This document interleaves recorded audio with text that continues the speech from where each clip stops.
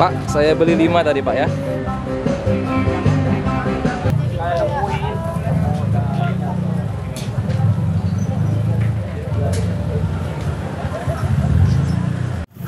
Jadi menurut Bapak, pajak itu penting nggak Pak? Ya, kalau memang punya di rumah ya penting lah. Kalau uang di bawah ya uang kalan lagi. Iya tuh. Begini ya. Kayak jembatan, kayak bensin, subsidi itu kan semuanya dari pajak. Iya. Cuman Pak ya, kalau UMKM kayak ini tuh ada spesialnya Pak. Jadi Bapak itu nggak perlu bayar pajak selama omsetnya di bawah 500 juta gitu. Jadi buat yang gede-gede aja bayar pajak untuk UMKM-nya. Itu pun pajaknya cuma 0,5%. Jadi memang pemerintah tuh sangat-sangat memperhatikan UMKM begitu Pak. Nama Bapak siapa kalau boleh tahu Pak? Denny.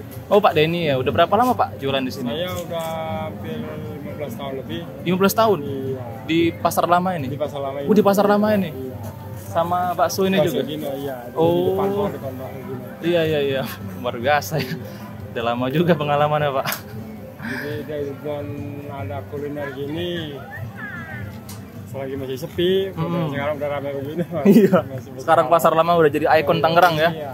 Jadi ikonnya UMKM Tangerang lah pokoknya. Semua jajanan tuh banyak di sini. Tapi masalah dagang mah ramean dulu daripada sekarang. Iya. Iya, soalnya orang dulu. Iya bener. Makasih Pak Denny ya. Oke, sampai ketemu lagi. Oke, pertanyaannya adalah kenapa UMKM? Kenapa nggak pelaku usaha besar? Kenapa nggak bahas perusahaan asing? Jawabannya adalah karena UMKM merupakan tulang punggung perekonomian Indonesia.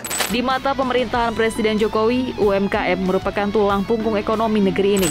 Berkat UMKM, ekonomi nasional masih dapat tumbuh positif. Bagaimana tidak? Menurut data Kementerian Koperasi Usaha Kecil dan Menengah, jumlah pelaku UMKM adalah 64,2 juta atau 99% dari jumlah pelaku usaha di Indonesia. Sedangkan kontribusi UMKM terhadap perekonomian nasional sebesar 61,1%. Dari data ini jelas sekali kalau perekonomian Indonesia masih sangat bergantung pada sektor UMKM. Karena kontribusi terhadap ekonomi nasional 61%. Dan penyerapan tenaga kerja 97% itu di UMKM. Bukan di yang gede-gede. Menyadari akan pentingnya potensi UMKM, tidak heran pemerintah mengambil kebijakan agar sektor UMKM di Indonesia dapat tumbuh lebih kuat lagi. Salah satunya adalah dengan pemberian insentif tidak dikenakan pajak kepada UMKM yang memiliki penghasilan setahun di bawah 500 juta. Bagaimana dengan yang di atas 500 juta? Pelaku UMKM dikenakan PPh final sebesar 0,5% yang sebelumnya adalah 1%.